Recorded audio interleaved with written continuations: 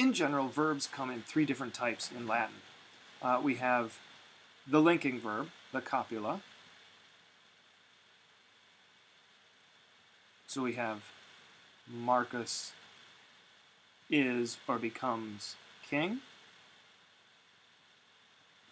We have a transitive verb. And this is going to take a direct object, an accusative direct object.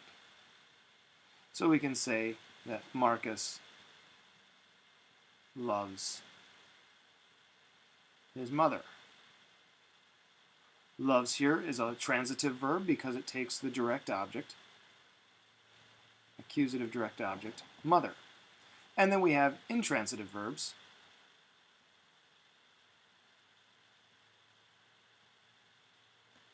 Where there is no accusative. So we can say that Marcus runs. The idea is complete. We don't need to have a direct object to have to complete that idea. There are, however, a very select group of verbs that are intransitive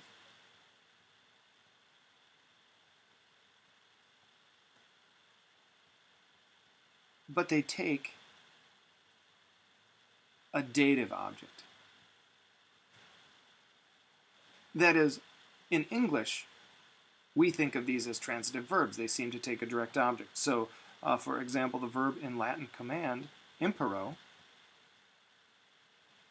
I command, we would say in English, I command the army. But army in Latin would be in the dative. So it's technically intransitive because it doesn't take an accusative direct object, but it does take an object, and this object is going to be in the dative case. Now, I generally sort of lump these all together, that there are certain verbs that take the datives, or you're going to use the dative with certain verbs. So I'm going to talk about these certain verbs that take a dative object.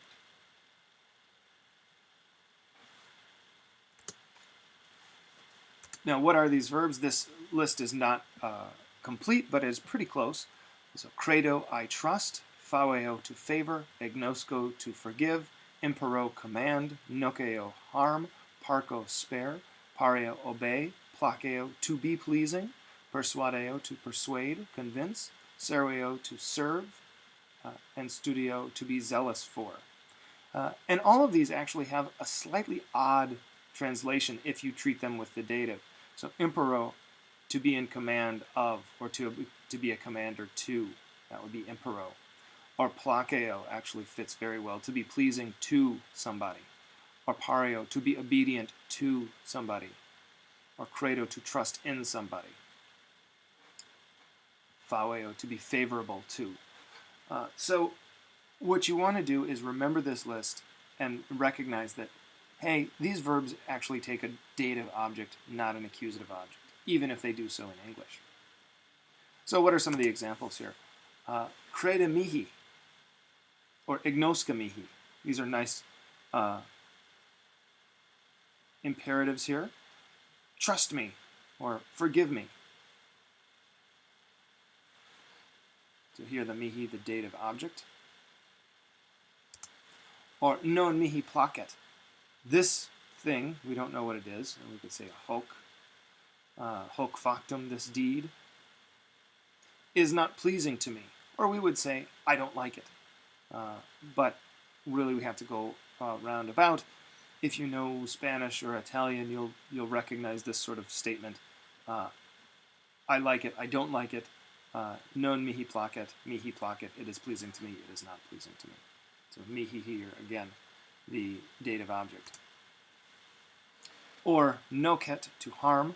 Servitus libertati nocet, here's our dative object, libertati, freedom.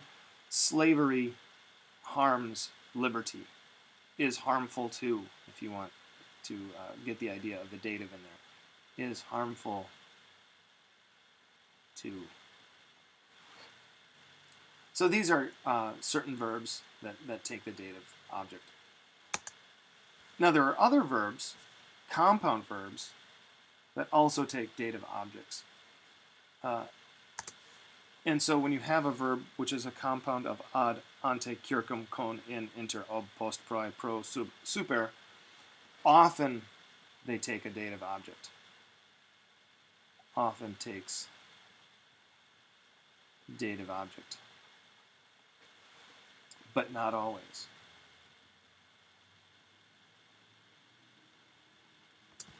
So, for example, Caesar militibus prae est, that should say. Caesar militibus prae est. Caesar is in charge of the soldiers. Here is our dative object with prae est, because prae has been compounded. It's a form of to be with prae.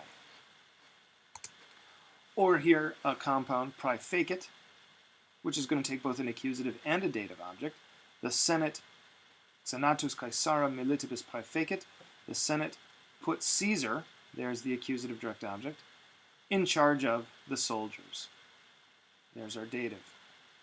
So the fecit, the direct object of the fecit really is the Caesar, and the militibus is the object, so to speak, of the prae.